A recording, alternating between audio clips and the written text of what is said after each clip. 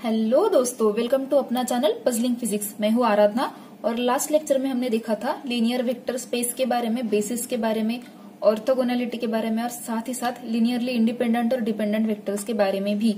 तो इस वीडियो में हम उस पर रिलेटेड या फिर उस पर जो प्रॉब्लम्स पूछे गए हैं प्रीवियस ईयर्स में गेट में, वो सारे करने वाले हैं। और इसके बाद के वीडियो में हम नेक्स्ट टॉपिक पे जंप करेंगे, जैसे कि vector addition, vector multiplication, scalar multiplication और ग्रेडियंट, डाइवर्जेंट और कर्ल। तो वो तो चलिए नेक्स्ट वीडियो की बात होगी। इस वीडियो में शुरू करते हैं प्रॉब्लम से। चलिए देखते हैं। Consider the set of vectors, और सेट क्या दिया है देखो, 1/√2 और ब्रैकेट में है 1 1 0, देन 1/√2 0 1 1 एंड देन 1/√2 1 0 1। ठीक है, तो पूछा क्या गया है कि ये वेक्टर्स कैसे है, ऑर्थोनॉर्मल है, लीनियरली इंडिपेंडेंट है, can not form basis in 3 dimension, या फिर can be written as linear combination of other two. Okay, तो यहाँ पे जानने वाली बात यह है कि सबसे पहले आपको गौर करना है कि इसके ऑप्शंस क्या है। देखिए, ऑर्थोनॉर्मल तो थोड़ी देर के लिए साइड में रखिए। जब भी आपको लीनियरली डिपेंडेंट, लीनियरली इंडिपेंडेंट ऐसे वर्ड आते हैं तो सीधे सीधे दिए गए वेक्टर्स का, दिए गए जो 3 वेक्टर्स होते हैं उनका स्केलर ट्रिपल प्रोडक्ट करना है। या फिर अगर आपको अभी स्केलर ट्रिपल प्रोडक्ट ये चीज पता नहीं है, डिटर्मिनेंट तो आपको सॉल्व करते आता ही होगा। तो पहले देखते हैं कि अगर लीनियरली इंडिपेंडेंट है या फिर लीनियरली डिपेंडेंट है वो कैसे देखते हैं। ठीक है, सबसे पहले ये जो 3 वेक्टर्स है ये हम लोग कैसे लिख सकते हैं। सबसे पहला जो है इसे नाम देते हैं vector A equals to 1/√2i plus 1/√2j plus 0k। Hope कि आपको समझ में आ गया होगा कि हम लिख कैसे रहे हैं। Vector B equals to 0i plus 1/√2j plus 1/√2k। और वेक्टर C जो है उसे हम कैसे लिखेंगे, 1/√2i plus 0j plus 1/√2k। अब इनका हमें स्केलर ट्रिपल प्रोडक्ट करना है, मतलब सीधे सीधे क्या करना है, जो ये सारे कंपोनेंट्स है ABC के, तो ये सारे हमें डिटर्मिनेंट में डालना है और सॉल्व करना है। ठीक है, डिटर्मिनेंट में डालने का मतलब क्या होता है कि यहाँ पर आप 1/√2 लिखिए, फिर 1/√2 और फिर 0, देन यहाँ पर आप लिख सकते हैं 0, 1/√2 और 1/√2, देन नीचे 1/√2 0 1/√2। इस तरह से आपने क्या लिखा है, डिटर्मिनेंट लिखा है। अब इस डिटर्मिनेंट को सॉल्व करते हैं। अब डिटर्मिनेंट हम लोग सॉल्व कैसे करते हैं, पहले 1/√2 के लिए उसका रो और उसका कॉलम छोड़ के हमें सॉल्व करना है। तो यहाँ पे क्या आएगा, 1/√2 और 1/√2 इंटू 1/√2 ब्रैकेट में 1/2, और यहाँ पे मल्टीप्लीकेशन का आंसर 0 आएगा तो हम लिखेंगे ही नहीं, माइनस 1/√2। अब यहाँ पर ये कॉलम और ये रो छोड़ के हमें करना है। ठीक है, तो 0 इंटू कुछ भी नहीं और 1/√2 इंटू 1/√2 माइनस 1/2। ओके, तो यहाँ पर 1/√2 1/2 प्लस 1/√2 इंटू 1/2, इसके एडिशन करके हमें मिलता है 2/√2 इंटू 2, तो 2 और 2 कैंसिल हो गए, 1/√2। और ये नॉट इक्वल्स टू 0 है। इसका मतलब क्या है कि हमारे पास जो तीनों वेक्टर्स है उनमें से कोई भी 0 नहीं है। ठीक है, मतलब कि vector A is not equals to 0, vector B is not equals to 0 और vector C is not equals to 0। भाई अब लीनियरली इंडिपेंडेंट या फिर डिपेंडेंट केस में हमने क्या देखा था, इंडिपेंडेंट केस में देखा था कि अगर हम कुछ इस तरह से लिखते हैं कि K1A plus K2B plus K3C अगर 0 आता है तो हम उसे क्या कहते हैं, हाँ, लीनियरली इंडिपेंडेंट को कहते हैं कि अगर ऐसी केस है और K1 K2 K3 या फिर जो भी स्केलर्स है साथ में वो क्या हो जाए, 0 हो जाए। ठीक है, तो यहाँ पर अभी देखो कि सीधी बात है, अगर A भी 0 नहीं है, B भी 0 नहीं है और C भी 0 नहीं है तो बच्चे कौन, K1 K2 और K3। और अगर ये तीनों 0 है, इसका मतलब क्या होता है कि ये जो गिवन सेट ऑफ वेक्टर्स है ये कैसा है, लीनियरली इंडिपेंडेंट है। देखिए, और एक क्वेश्चन है जो आया है गेट 2012 में, identify the correct statement for the following vectors. और वेक्टर A दिया है 3i प्लस 2j और वेक्टर B क्या दिया है, i plus 2j। Vector A जो है वो दिया है 3i प्लस 2j और वेक्टर B जो दिया है वो आपको दिया है, वेक्टर B आपको दिया है i प्लस 2j। ठीक है, और यहाँ पर पूछा क्या गया है वो देखते हैं एक बार। पूछा गया है कि वेक्टर ए और बी जो है वो लीनियरली इंडिपेंडेंट है, सेकंड ऑप्शन में लीनियरली डिपेंडेंट है, थर्ड में है ऑर्थोगोनल और फोर्थ में नॉर्मलाइज्ड। खैर नॉर्मलाइज्ड का तो मैंने लास्ट क्लास में आपको कुछ पढ़ाया है नहीं, और ये सारे जो क्वेश्चन है आप एक बात नोटिस करोगे कि ऑलमोस्ट क्वेश्चन में लीनियरली डिपेंडेंट और इंडिपेंडेंट ऐसे ही क्वेश्चन आए हैं, तो बाकी चीजें ज्यादा सोचने की जरूरत ही नहीं है। और डिपेंडेंट और इंडिपेंडेंट चेक करने के लिए हमें क्या करना है, बस उसका डिटर्मिनेंट सॉल्व करना है। अगर डिटर्मिनेंट 0 आता है तो लीनियरली डिपेंडेंट, अगर डिटर्मिनेंट 0 नहीं आता है तो लीनियरली इंडिपेंडेंट। ठीक है, नो 0 इंडिपेंडेंट, 0 मतलब डिपेंडेंट। ओके, तो यहाँ पर 3, 2, 1 और 2, ये 3 और 2 ए के और बी के 1 एंड 2। ठीक है, इसे सॉल्व करने के बाद 3 2 जार 6, 2 1 जार 2, ये काफी आसान क्वेश्चन था। आंसर 4 आया, is not equals to 0। Therefore A and B कैसे है, लीनियरली इंडिपेंडेंट है। देयरफॉर ए एंड बी जो है वो लीनियरली इंडिपेंडेंट है। चलिए नेक्स्ट क्वेश्चन करते हैं। नेक्स्ट क्वेश्चन जो है वो गेट 2018 से है। Given is v1 equals to i minus j, साथ साथ लिख भी लेते हैं। v1 equals to i minus j और v2 जो है वो दिया है -2i plus 3j plus 2k। Which one of the following V3 makes a complete set for a 3-dimensional real linear vector space. अब कंप्लीट सेट बनाना है, मतलब कुछ बेसिस जैसा बनाना है, और अगर बेसिस जैसा बनाना है तो तीनों वेक्टर्स हमें चाहिए कि वो लीनियरली इंडिपेंडेंट हो। अगर वो लीनियरली इंडिपेंडेंट नहीं है तो वो बेसिस नहीं बना सकते या फिर कंप्लीट सेट नहीं बना सकते।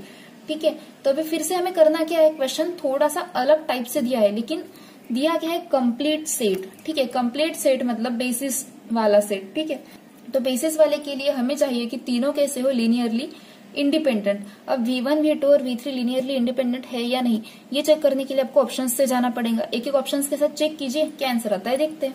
ठीक है, तो चलिए फर्स्ट ऑप्शन के लिए चेक करते हैं। अभी मैं थोड़ा छोटा छोटा लिखूंगी यहाँ पर ताकि जगह अच्छे से हो जाए मैनेज। आई नहीं आएगा, 1, -1 और 0। सेकेंड से आएगा -2, 3 और 2। थर्ड फर्स्ट ऑप्शन से लेते हैं, 1, 1 और 4। ठीक है, फर्स्ट ऑप्शन में क्या दिया है, i प्लस जे प्लस 4 के, तो वहां से उनके कोएफिशिएंट्स उठा लिए हमने। तो इसको अगर सॉल्व करें, ऑप्शन ए के लिए सॉल्व कर रहे हैं बेसिकली, तो इसको अगर सॉल्व करें तो क्या आ जाएगा, 1 3 4 जार 12 -2 और माइनस माइनस प्लस हो जाएगा, 1 बाहर है, 2 4 जार -8 और 2 1 जार -2।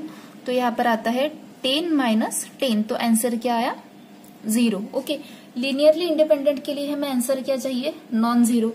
ठीक है, सो सेकंड ऑप्शन के लिए देखते हैं, ऑप्शन बी के लिए। यहाँ पर ऊपर क्या है, 1 -1। अब ऊपर देखिए, ये जो ऊपर के दोनों लाइन से वो तो कॉमन आएंगी ना, क्योंकि v1 v2 तो वही है, बस चेंज क्या हो रहा है हमारा, v3। तो यहाँ पर सेकेंड ऑप्शन में 2 -1 और 2। ठीक है, इसे सॉल्व करने पर हमें क्या मिल रहा है, 3 2 जार 6, 2 1 जार 2 जार 4 -4।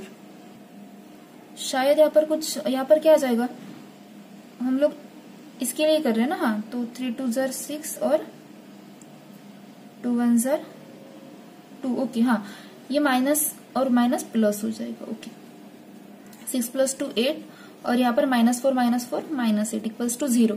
तो ऑप्शन 2 भी हमारे लिए कुछ काम का नहीं है। ओके, अब थर्ड ऑप्शन देखते हैं हम। थर्ड ऑप्शन क्या है, 1 2 एंड 6। तो अलग पेन से लिखते हैं ताकि मिक्स ना हो। ये है ऑप्शन सी के लिए, क्या है, 1 -1 0 -2 3 2। थर्ड जो रो है वो ऑप्शन सी से लेनी है, जो है 1 2 एंड 6, 1 2 एंड 6। तो यहाँ पर चेक करते हैं, इक्वल्स टू 1 × 3 6 जार 18 -2 2 जार 4, 18 -4 प्लस 1। अभी 2 6 जार 12 -12 और 2 1 जार -2, तो -12 -2, 18 -4 14 और ये -14। तो आपका आंसर क्या आया, 0। स्टिल ऑप्शन सी भी हमारा एप्लीकेबल नहीं है। अब बचता है सिर्फ ऑप्शन डी, वो भी ट्राई कर लेते हैं एक बार। ठीक है, ऑप्शन डी में है 1 -1 0 -2 3 2 और ऑप्शन डी में है 2 1 एंड 4। ठीक है, इसे सॉल्व करने पर क्या मिल रहा है, 1 × 3 4 जार 12 -2 प्लस 1, 2 4 जार 8 जो कि है -8 और 2 2 जार 4 -4। ओके, तो यहाँ पर है 12 - 2 10 और यहाँ पर -12, तो आंसर आता है -2 जो कि नॉट इक्वल्स टू 0 है। तो इसका मतलब क्या है कि ऑप्शन डी जो है मतलब V3 जो है वो है 2i + j + 4 के, किस लिए? कंप्लीट सेट बनाने के लिए। ओके, अब एक लास्ट क्वेश्चन देख लेते हैं। अब हम जो क्वेश्चन करने जा रहे हैं वो है गेट 2020 में का, और 21 और 22 में मुझे इस टॉपिक से कोई क्वेश्चन मिला नहीं है। अगर मेरी नजर से छूट गया हो तो आप मुझे प्रोवाइड कर सकते हैं, कमेंट में बता सकते हैं, हम देखेंगे। तो ये जो लास्ट क्वेश्चन है मतलब लास्ट टाइम इस पर क्वेश्चन है, पता नहीं इस बार आएगा या नहीं। E = क्या दिया है? अब देखिए यहाँ पर जो नोटेशन है, ये जो नोटेशन है ये अल्टीमेटली वेक्टर नोटेशन है। अगर आपने क्वांटम मैकेनिक्स पढ़ी है तो ये ब्रैकेट नोटेशन में से केट नोटेशन है जो कि वेक्टर को शो करता है।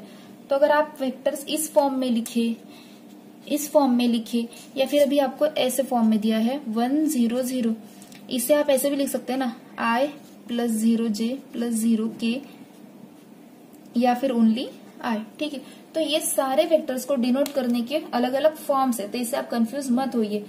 ये है केट E1 जो कि वेक्टर को ही रिप्रेजेंट कर रहा है। ओके, तो क्वेश्चन क्या है? केट E1 है 1 0 0, E2 है 1 1 0 और E3 है 1 1 1।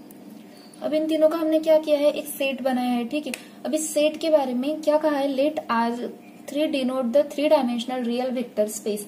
मैंने लास्ट के लेक्चर में ही आपको बताया था, चैप्टर कह रही थी गलती से, कि एक रियल वेक्टर स्पेस होता है, कॉम्प्लेक्स वेक्टर स्पेस होता है। तो इस चीज से हमें फर्क नहीं पड़ना चाहिए क्योंकि रूल्स तो रूल्स है ना।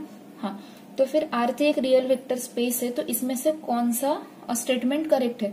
तो सबसे पहले दिया है S ये ऑर्थोगोनल है, दूसरा दिया है लीनियरली इंडिपेंडेंट है, तीसरा दिया है S बेसिस है और चौथा जो आप देख रहे हैं। ठीक है, तो यहाँ पे देखिए S अगर बेसिस है तो लीनियरली इंडिपेंडेंट है। ऑर्थोगोनल का तो अभी तक कुछ सॉल्व करने का सवाल ही नहीं आया, मतलब जितने हमने देखे हैं। और इसके अलावा भी जो क्वेश्चंस मेरे पास है एक्स्ट्रा जो कि PYQs है, उसमें भी ऑर्थोगोनैलिटी का कुछ पूछा नहीं है। ठीक है, इस टॉपिक में से अगर है तो फिर ढूंढेंगे, मुझे अभी तक तो मिला है नहीं। ठीक है, तो फिर अल्टीमेटली हमें चेक क्या करना है? बेसिकली लीनियरली इंडिपेंडेंट और लीनियरली डिपेंडेंट। फिर से वही कहानी, करना क्या है हमें? बस इन तीनों वेक्टर्स को स्केलर ट्रिपल प्रोडक्ट में लिखना है, मतलब डिटर्मिनेंट में लिखना है और सॉल्व करना है। तो बस वही करते हैं।